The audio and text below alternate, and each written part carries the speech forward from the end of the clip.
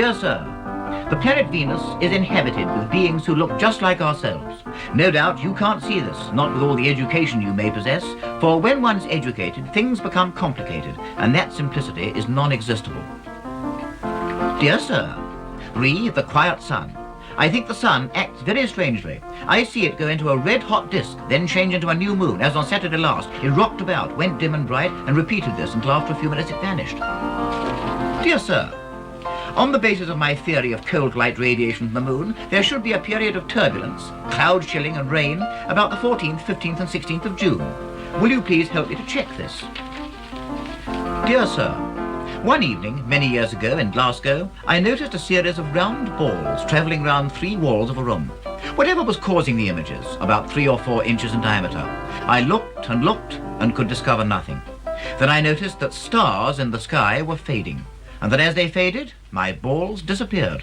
Stars were round. How is it that everyone thinks them pointed? Well, those are some of the many thousands of letters that I've had since I started going on the air and talking about astronomy, which is a good many years ago now. And at least these letters were written by people of independent thought, people who weren't shackled by the strings of convention.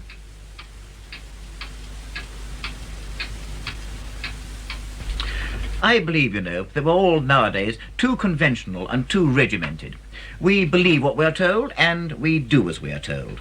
What I want to do in this programme is to examine the ideas and the views of some people who aren't shackled in this way, who are quite prepared to go out on a limb and think for themselves. Now, whether they're right or whether they're wrong is neither here nor there. I may fundamentally disagree with quite a lot of what we're going to hear. This doesn't matter. This is merely a question of personal opinion. Let's take an example. One of these independent thinkers is the Reverend P.H. Francis, Vicar of Stoughton in Sussex, and let it be said at once that he's no amateur. He holds an excellent mathematics degree from Cambridge University. He's taught mathematics for many years, and he still does. One of his theories is that the Earth is not kept warm by heat from the sun. Well, this is a wonderful part of Sussex, particularly in the sunshine, and I can feel the heat of the sun on my neck now, but of course you don't think the sun's hot. No, the sun isn't hot. It's not a hot body. It causes heat, but it's not hot itself. The sun itself is cold? Well, cold or temperate, like the Earth. Well, how does it induce heat in the Earth, then? This is what I can't quite get into my mind. The energy, there's an energy circle as there's a water cycle, and the sun operates that, and energy changes in a complete circle like that. Sometimes it says heat and so on. Now you feel a tree or a bit of wood, a table or anything like that, it's not hot, but you can release that energy it's taken in, and the same amount of energy is released when it's burnt or when it decays as it took in from its surroundings. What puzzles me a bit is that at the moment I'm sitting here, say in this lovely old vicarage, and I can see the sun, and I can feel what I think is heat on my forehead. It's coming from the sun. Well, now, suppose you had an electric generating station. It doesn't have to be on fire, yes, but you can have an electric radiator and the generating station, which is completely cold, may be causing heat on your neck. So it doesn't mean the generating station itself has got to be on fire. The idea that the flaming body is dashing all around about the place is complete nonsense. It's everybody assumes it because everybody else didn't know. Everybody's afraid to be different from everybody else. I'm sure that Mr. Francis is right when he says that we tend to accept what we're told. And I wonder if everything now is so stereotyped and conventional that independent thought is stifled early on. And if so, does school play a part in the stifling? I decided to ask the boys of Homewood House, near Tunbridge Wells, whether they accepted everything that their masters told them, or whether they were ready to strike out along an independent line. Right round here. Right. Oh, come on. Yes, I see what you mean. Yes. Well, a good deal of snow around, certainly. I've got some down my neck. Why? Yes, thanks to you very much. Ha ha. Look, yes. Why does snow fall down? It's freezing. It's water freezing. And it's too heavy to be held up by the atmosphere, so it falls down. Why does it fall down? This is the point. Gravity, yes. Now, what's gravity? Do you know? Newton discovered. Yes, now one at a time. What do you think gravity is? Well, it is, as it says, a push or a pull, which makes things fall towards the earth. This is what you've been told, isn't it? Yes. Have you ever tried to prove it? What about you? Yes. You throw a Yes. stone up in the air, it comes down I again. know it doesn't does. it? What would you say, for example, of someone who said that the universe ended in a blank wall? Would you think this was reasonable? That's illogical. That is What's on the other side? Come on, you haven't had to say it yet. What do you think about it all? Well, if it does end at the wall, what's on the other side of the wall? There can't be just nothing. There's got to be something. If on the other hand, if on the other hand the universe doesn't end, then it's got to go on forever, hasn't it? Well, can you imagine that? No. Of course you can't. It's like a road, never ending and never beginning. Do you ever question this? I mean, do you ever think that everything that we are taught, I'm not talking about religion at the moment, everything that we are taught about science particularly, just could be wrong, and there may be some frightful flaw that nobody's thought about? Has that ever occurred to you? Something really fundamental. I mean, in either mathematics or science itself, or anything you like. What would you say then? Any idea? The molecule structure might Yes, be here we are. wrong. The molecule structure might be wrong. I mean, the molecules that we know are based on carbon. Ah, now, who's told you this? Our science master. And you just accept it? Naturally, because I can't think of anything else that it could be made up of. I see. Well, that's a jolly good reason. It could be some unheard of thing. Very fair. They think for themselves, but perhaps only within certain limits. We must accept some things, I know that, but there's a danger that we're going to turn into regimented sheep if we accept too much. Or have we already done it? Now, look at this postbox. Nowadays, we're told that if we want a letter delivered in a reasonable time, we've got to put 5p on it, not 4p. And everybody meekly does it, so the price stays at 5p. Whereas if people protested and only put 4p on, the price would bound to come down. Nobody but a sheep would post a letter under such conditions. Closed. It would be, of course, because the bank's only open when everyone's at work and can't get there. And it doesn't occur to them to stagger their hours at all. What one does, they all do, which makes things extremely awkward. Yes, and there's another thing too, you know. What about this question of coinage? I've got in my hand here a 2-shilling piece, a 6p and a 3p bit, and I know exactly what they are and what they mean. But in a year or two's time, we're all going to go over to this extraordinary decimal coinage idea, and nobody will understand it. But because we are told to do it, we're going to do it. And then consider bus timetables. In very many cases, independent operators could run services very much more cheaply and very much more efficiently than the official ones, and yet they are not allowed to do so. And so we just go on waiting very meekly for our buses, and sometimes we wait for hours.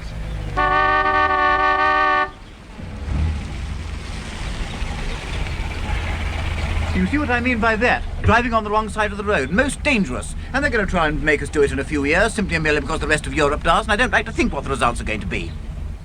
And I very much fear that I'm one of these sheep already. I've become ultra-conventional. I believe that the Earth is a planet, a globe nearly 8,000 miles across going around the Sun. I believe that the Moon is another globe going around the Earth, that the Sun is a star, and that the other stars are themselves suns. And I base this upon what I hope is reasonable interpretation of the facts as I've been told them, and the things that I've seen through this telescope.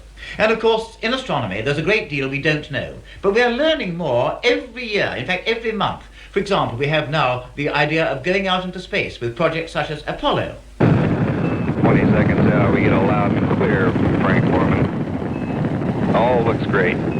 As the astronauts went moonward, they could see the Earth. And to most people, this new view confirmed that the world is a globe, but not to everyone. And while in Apollo 8, the commander, Colonel Borman, mentioned the views of Mr. Samuel Shenton, president of the International Flat Earth Society, who lives in Dover and who believes the Earth is shaped like a gramophone record, with the North Pole in the middle and a wall of ice all round the edge. Links very much with the statement which was given out by General Boardman, the astronaut. He spoke about the Earth in its early stages. The Earth in its early stages was revealed from the waters, and it was revealed as a four-square fabric. Like this, in fact? Absolutely like that. And this is water around it? Absolutely, yes, yes. The waters were dispelled from the Earth, and the whole thing was covered by a heaved-up structure, shamihim in the Hebrew, a heaved-up structure actually in water. What about the astronauts then? If they didn't in fact go round the Earth, what did they go round? Their track goes across the Earth's surface, Yes, so much so that... Yeah. The North Pole in the middle and the South Pole all round. Yes. The astronauts fired off from Cape Canaveral, or Kennedy as it is Yes. today. They went on an egg-shaped orbit over this like that. Keeping the same height all the time. Absolutely so. Dr. Littleton said that to put a thing into orbit, you carry it up to a height and then level off. What exactly is this line here? Oh, those result from the camera photographing the horizon, and the photographs result in these humped effects, which people are presented with, that they think the Earth is round. In fact, there isn't any South Pole. No. The 60,000 miles was round the ice barrier, and so far man has not gone across the ice barrier to investigate any further. There's one theory I can think of which was completely wrong, but which nevertheless led to some rather interesting research. And that was the idea that the Earth is the inside of a hollow sphere, so that Australia's above our heads somewhere, the sun's in the middle, surrounded by a crystal sphere upon which the stars are etched, and the Earth extends below our feet infinitely in all directions and rises up like this, so to speak. Well, it's a fascinating idea, and in the early 1930s it percolated through to Germany, and the City Council of Magdeburg offered to finance a rocket to be sent up vertically to see whether in fact it would crash land in Australia. They took this idea to the German rocket experimenters, people like Werner von Braun, and they did in fact finance and launch 2 rockets to test the theory. In fact, the first rocket rose to about 10 feet and then exploded. On the second occasion, the rocket launcher was horizontal instead of vertical, so the entire thing was inconclusive. Flat Earths, hollow Earths. In either case, the Earth would be the most important body in the universe. That was the ancient idea, and it isn't dead yet. It also survives in astrology. To the astrologer, the destinies of men are affected by the positions of the planets in the sky, and this implies, as the ancients did, that the Earth is all-important, and that everything else is there for our convenience. It's an attractive idea, and this may be why it still has a large following. I talked about it to Mrs. Parker, who is Secretary to the Faculty of Astrological Studies. Well, a little while ago, I consulted the daily papers and looked at my horoscope for the week or so, and when you compared the two, they were entirely different. Oh, of course, this has absolutely nothing to do with the sort of astrology that I'm concerned with at all. That's just fun, pop astrology, if you like. And heaven forbid that one should be associated with that. Of course, one can't possibly divide the world into 12 neat little sections like that. I mean, this is ridiculous. One thing that always interests me, you say, and I don't dispute you, that astrology actually works. Why? Why should the positions of the planets have any effect upon human destinies at all? Well, of course, this is a $64,000 question. And I must be the first to admit, and I'm sure every logical, every sensible astrologer would say the same, that we do not know. It could be because of the solar system being such a compact unit of space that we are interdependent on each other. I don't know. I don't think anyone knows. Would you say that your life is really ruled by the stars? Oh, not at all, no. I look upon astrology as a perfectly practical subject. Rather like a captain of a ship using a weather forecast, if one wants to use it. With regard to... And you think that astrology really can have a beneficial effect upon people? Oh, absolutely, because through astrology one can learn much more about oneself. What do you think is the future of astrology? Oh, definitely with the psychiatrists and the psychologists. This is where our future lies. I'm afraid, as far as with the astronomers are concerned, we've parted and never the twain shall meet. One trouble about the independent thinker is that he finds it very difficult indeed to prove himself right. But equally certainly, it's very difficult to prove him wrong. And if you think about it, you know, you can't prove a negative. For example, I can't prove to you that the sun's going to rise in the east tomorrow morning. I think it is, because all the evidence I have indicates that way, but I can't absolutely prove it. And this is the way all the way through. And history, too, is studied with people who were in some cases right and in others wrong. Consider the people who first maintained that the Earth goes round the sun instead of the other way round. People like Aristarchus in Greek times and Copernicus in the 16th century. They were regarded as quite definitely eccentric. And in the early part of the 17th century, there was a tremendous storm about it, and it even led to a trial in Rome in which Galileo, the great scientist, was accused of impiety. And then coming on to more modern times, what about Sir William Herschel, probably the greatest observational astronomer who's ever lived, and who only died in 1822, but who nevertheless believed that there were people living inside the sun? And then there was Simon Newcomb, a man who did tremendous work in astronomy, and who proved, to his own satisfaction, that the aeroplane would never fly. In fact, he said that the only practicable form of flying machine was something pulled by a large crop of little birds.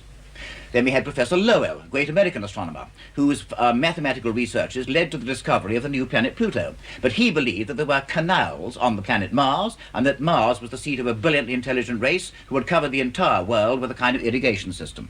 History is studied with people like this. They can't prove they're right. Equally certainly, it's difficult to prove that they're wrong. What the independent thinker has to do is to start absolutely from scratch, look out into the universe, take what he sees there, and then put his own independent opinion on it without bothering about anybody else. And this is exactly what has been done by Mr. John Bradbury of Ashton-under-Lyne, who's thrown all orthodoxy out of the window and has constructed a picture of the universe that is all his own, based partly upon theory and partly upon observations made with his strictly unorthodox telescope. Well, Mr. Bradbury, this looks like a conventional telescope, but I gather it isn't. No, it's far from being a conventional telescope because it isn't split up in the lenses. Most of the lenses in this telescope are at the eye end. Down here, you mean? Eyepiece end, yes. Yes, there's only one object lens at the other end. What's the purpose of having so many lenses? Well, you can't get the power without. You must have the power to bring the object very much closer. With a conventional telescope, you can't do that.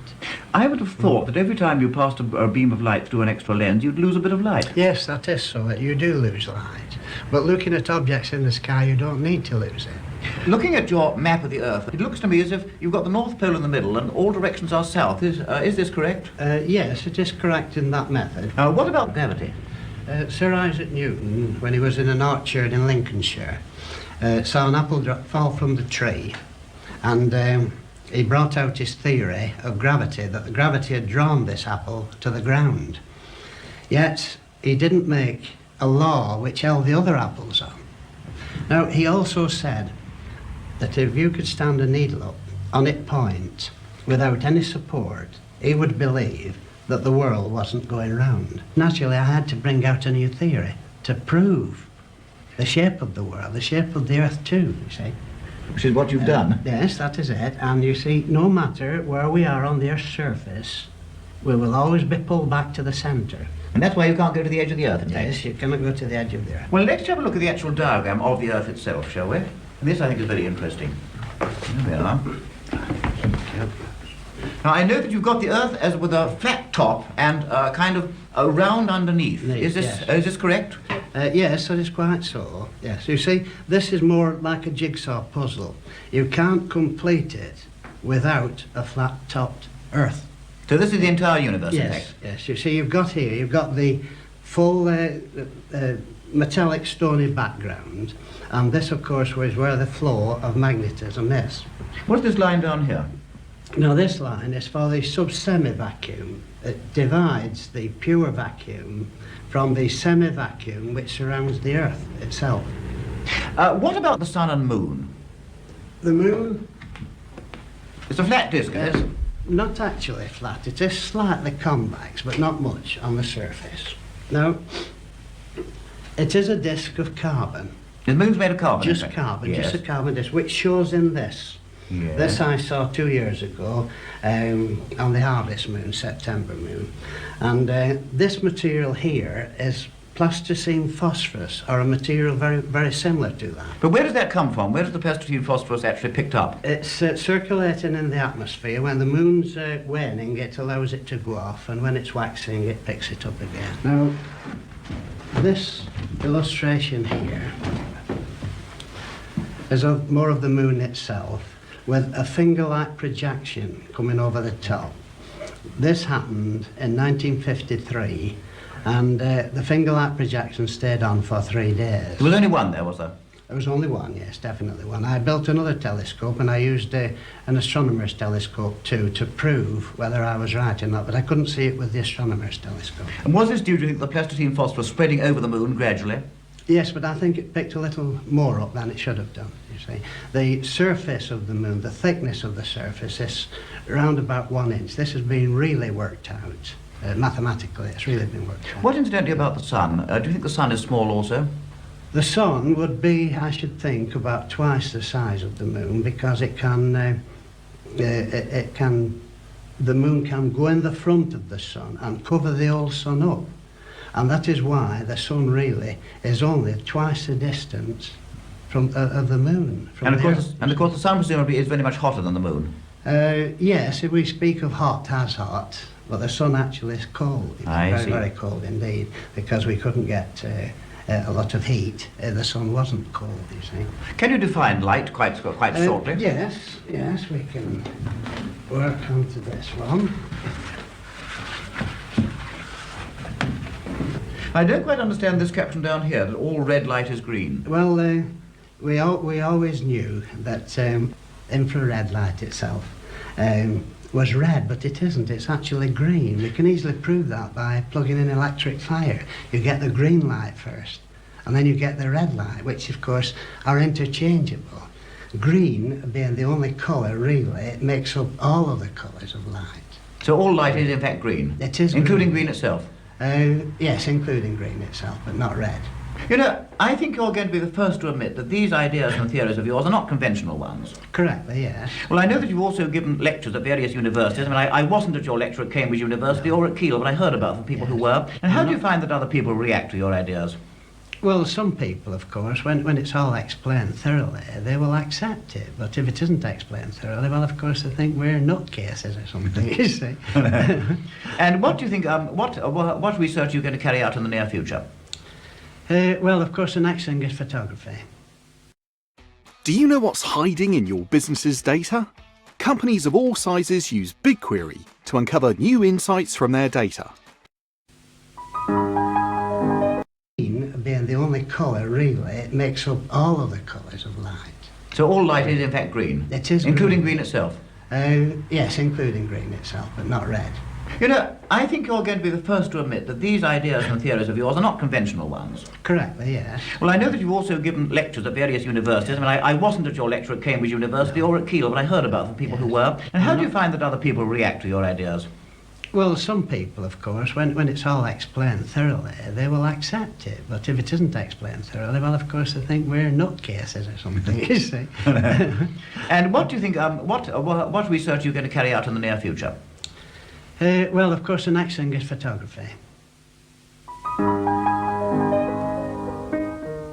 Well, Mr. Bradbury hasn't yet started his photographic experiments, but when he does so, I'm sure that the results will be truly remarkable.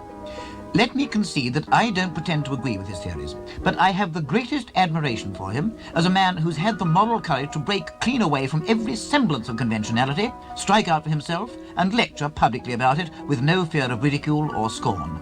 To me, Mr. Bradbury is the supreme example of the independent thinker.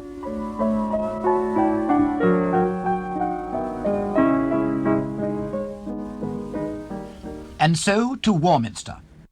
Another example of a man who interprets the evidence as he sees it is Mr. Arthur Shuttleworth of the Warminster Journal. He's written 2 books about flying saucers. He believes that we are being visited by alien beings and that one focal point of saucer activity is Cradle Hill outside Warminster town. Well, this is the first time I've been on Cradle Hill. It's certainly a fairly bleak kind of spot. Is this one of your most favourable observing sites? This is the best we found, Patrick, of all the high points around here. This is the most productive visually of these craft. Where do the saucers normally come from? Well, normally they come from due north. One finds them hovering over that particular copse, which is quite renowned now, really, that particular copse, because so many people have seen them here, you know. What would you say has been your most exciting experience up here? Well, I would say that the most unusual, as apart from exciting, the most exciting was when one of these small spheroids chased us through the copse, virtually. And we tried in turn to chase it, and it just went along there at a terrific pace. This was no bigger than a soup plate. Must have been a robot eye or a brain beacon, a thinking beacon, which is sent down from the craft to make observations. The most exciting, to me, or the most unusual, was when we had 4 rather nice people from all over the world. One was Lady Marjorie Stewart from Australia, who's travelled all the way across here. Had there been myself here, I would have run away and thought, I'm mad. Yes. We saw one coming in from about the southwest towards the copse. And when it arrived there, it delicately balanced upward like that, shot away. And as it shot away, imagine a battery of searchlights from the ground beaming up into the air. Stark, vivid colour. Well, instead of that, it was as though the battery of searchlights was in the air, and it formed a perfect arch of beautiful silvery light. Absolutely brilliant. We've seen northern lights from here on, on a distant horizon. Fan-shaped, you know, bluey-white. But this was directly above us here, and it was vast. This terrific screen of light. How the military missed it, I don't know. We had no reports. But 4 of us saw these, and we all confirmed on tape, separately later, exactly what we'd seen, and it all concurred and confirmed one another, corroborated what we were seeing. In the midst of this, there suddenly appeared what I can only describe as 2 giant forms, aeroforms. Here again, this is where the great shock to me came, why it's the most unusual. And these forms were absolute silhouettes of figures. Long hair as though waving in the wind. No features visible, but the outline was there. The fingers, the robes coming down, everything outlined. One over that particular stretch of trees, one over that copse there. But here was the apex of this glorious battery, you see, of light. Very much like light prismatic or coloured window lights of a church beating down on a beautiful fluted organ pipe chamber. You know what I mean? Yes. There was that effect, and then these 2 beautiful figures. And of course, the figures had no character about them. They were so huge, and it was as though they were trying to embrace us. Little group of 4. One woman fell on her hands and knees, and she honestly thought this was the second coming. I'm not surprised. You know? Yes, I'm not surprised. Yes. So that this is what I mean by my certainty, that there's such a very thin barrier between things spiritual, things scientific. Providing one isn't pseudo either, one can get at some strata of truth, I think. Well, it's a lovely evening at the moment. I can see the moon shining at us from up there, so we'll come back here this evening and just hope for the best. I hope so, yes. Of course, it's not as large as the normal type we get, but that we would definitely classify as UFO. You can hear, when a plane goes over, you'd hear the sound legacy. There's nothing there so far, and there should be. Because that's not at high altitude either. You will, but he'll come back, Patrick. He'll hover over the copse, probably. He'll come back. Yes, he will. He will come back. I think, with a great respect, I think he was a satellite. Well, it's probably Echo. Probably Echo. I thought that's 2 satellites in 2 minutes. Yes, we can see hundreds of them. Yeah. Oh, yes, but that was a very low. I thought that was very, very low. I've got some of his binoculars. Yeah. Thanks awfully. May I retain it for 1 second? Sure. Thanks awfully. I would say that's exceptionally low for a satellite. And it isn't as large as what we normally see, but that's that type. Now here's another one coming up, you see, to the copse, you see? There you are. Another one coming up right to the copse, I think, isn't it? Unless it's my eyes that are bad here, but it looks as though that's moving towards the copse. That's another one, anyway. Once you turn the lights on, of course, the other one is blacked out, but I hope that that's another one going towards the copse. Very, very low. Very, very low. Here, look. Right over the track, right over the copse, heading for the copse now. Now that's peculiar if that's a plane, because you should hear a plane definitely at that altitude from this angle. There you are, merging in with the first clump. You see? Now you don't get 3 satellites in 2 minutes, surely. It's miraculous if you do. Well, it's been a most interesting evening, and whether one believes in flying saucers or whether one doesn't, it's certainly been original so far as I'm concerned. It's independent thought, and I think you'd call yourself an independent thinker. Yes, first of all, I'm glad that you enjoyed your visit. I do think of myself as that, I'm afraid, without being egotistical about it. I don't think there's any reason to be ashamed of it, very much the reverse. In fact, I think it's probably done something for you, hasn't it? It has. I think it's broadened my personal vision of man, you know, and mankind, the art and purpose of life, what it's meant for, perhaps even what lies beyond, you know. Well, I've always maintained for a long time that we're all too standardised and reactionary. And do you think this independence of thought in all directions is going to spread? I think so. Possibly due to the manifestations of these crafts. And where do you think, where's it all going to lead us? I think it will lead eventually, and I do hope this most sincerely, to man on Earth becoming a truly civilised creature. And I use creature in the nicest sense. Well, whatever one thinks, no one's going to quarrel with that, and let's only hope it comes true. I hope so.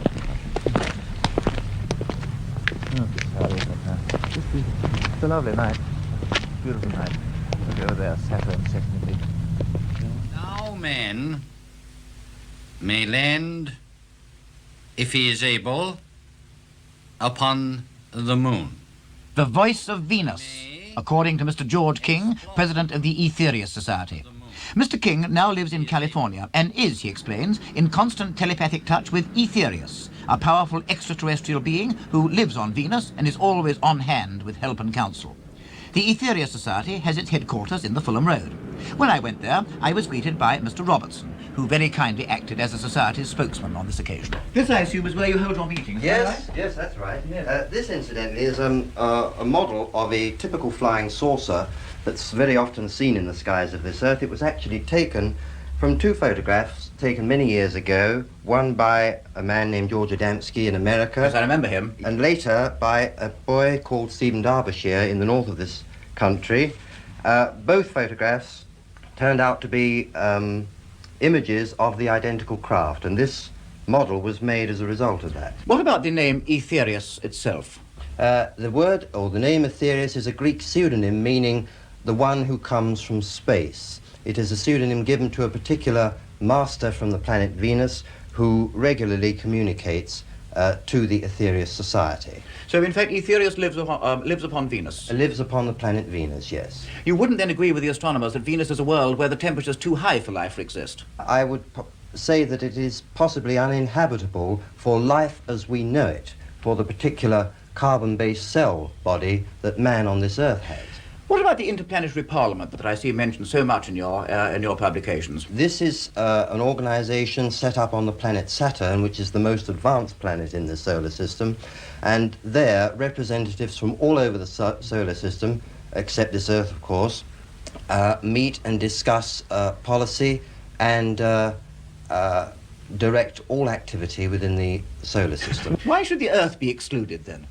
Well, why indeed? Mankind has evolved so far that he has got to get himself out of the materialistic trap and the mess that he's built for himself over the past centuries. I read in one of your publications that, in your view, the Earth people are descended from Lucifer, who destroyed the Earth with an H-bomb. Is this correct? Mankind on this Earth, many thousands of years ago, did inhabit a planet that orbited between Mars and Jupiter. Through his deviation into the realms of material science, he blew that planet up. Today, you can see that as the asteroid belt. I read one of your statements some time ago, a good many years ago now, I think it was, that the Earth had been attacked by fishmen from across the galaxy who sent a flying saucer towards us with the idea of destroying us, and that the Martians blew it to pieces on the way. Is this correct? This is correct. Quite a time ago now, there was a planet in a solar system, the other end of the galaxy to what we are, did have an interest in landing on this planet, notably because most of its surface is water, which they required. They were running out of it apparently on their own planet. The Martians stopped this attack long before it ever reached the Earth. What does Aetherius himself look like? No description has been given of Aetherius, but a typical Venusian, if landing in a particular aspect on this Earth, would be in the region of maybe 7 to 9 feet tall, long white or fair hair, a cinnamon-coloured skin. Particularly noticeable would be the lack of any pupil to the eye. Their eyes do not work on a refractory principle like ours. And another curious feature would be that their feet would appear abnormally small to carry such an enormous structure. What then about the Saturnians? What do they look like? A Saturnian, by that time in evolution, one has gained such a status that you appear, as all men will one day appear, in his entirety. That is, an ovoid shape, like a large incandescent egg, maybe 40 feet tall. He may erect buildings upon the moon in order to live there. He is almost given a free hand. The Master Aetherius is able to talk to us in the English language, but can we speak Venusian? What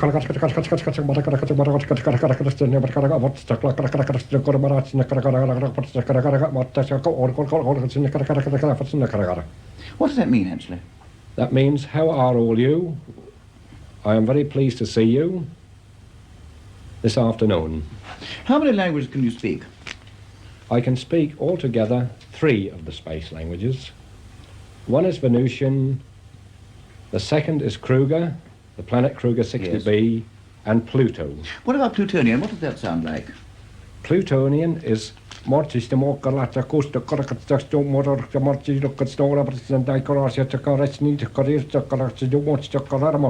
How did you learn these languages? These languages have been a gift sent from me from the actual people by rays. And even at this moment, although you cannot see them, they are sending these rays down to help me. By some mental process or some mechanical process? No, it's by some mechanical process. But apart from this, I can't tell you how it's done. What about Martian? Martian, I don't know much about their language. Although I've heard so much about them, I've never been in contact with them. You haven't actually been to any other planets yourself? No, not yet. Who drew that picture, did you? No, a lady done this for me, of the name of Mrs. Gill. And where do these people actually come from? They come from the second planet from the sun, Kruger, 60b. So in addition to speaking these languages, I believe you can also write them. This is correct? Yes, I can write these languages. Could we see an example of their writing, do you think? Yes, certainly. What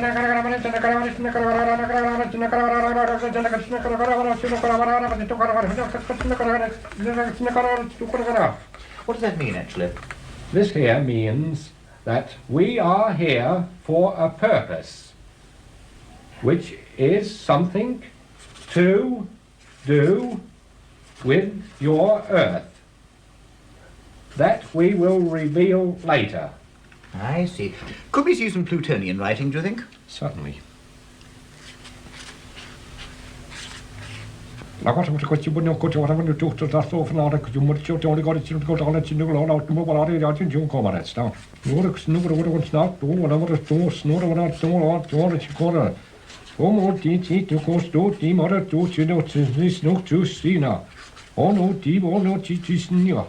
What does that mean, actually? This means, now they have written this here, a message to you.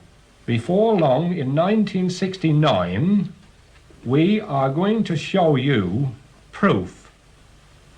Patrick, they call you. Did you mind this here? Not at all, no, Patrick. far from it, no. We have... We have watched you for a long time. We are interested in all your great men besides ordinary people. We are interested in everyone. That's most encouraging, because Venus... Mr. Bernard Byron from Essex moves in a realm of the unknown which, I think you'll agree, makes it very difficult for us to disprove him. And yet he has the charm, the cheerfulness and the courage which is common to all independent thinkers, and for which I myself have the warmest admiration. But summing up as a whole, what are we going to make of this whole theme of independent thought? Well, first of all, our independent thinker's got to be rather a special kind of person because he's got to be absolutely free from any conventionality. If he isn't, then he's going to be shackled from the outset and he'll never go out on a limb and make possible progress. Secondly, his researches have got to be potentially beneficial. And this, I think, is very important, and it does apply certainly to everyone we've been talking to. And thirdly, in some cases anyway, there's a kind of, well, not exactly a metaphysical trend, that wouldn't be the right word, but at least a groping for something we don't really understand. And who knows, our independent thinkers may in fact get hold of it. Sometimes they're right, very often they're wrong. But again, this again, surely, is very much a matter of personal opinion. And so, hemmed in with restrictions, hidebound and sheep-like, we go on our way. We hear the independent thinkers, but do we give them any credence? In most cases, no. Just as only 30 years ago, the men who prophesied space travel and flights to the moon were dismissed as unworthy of comment. It's too easy to dismiss an idea because of its unconventionality. But is it safe? I'm not going to break free myself, you know. I'm never going to believe in the cold sun or the flat earth or flying saucers or astrology, but I do realize how much poorer the world would be without these people of independent thought. But as for myself, I'm going to remain a cozy little conventionalist for the rest of my life, and I know it. But I may well be missing something. I wonder.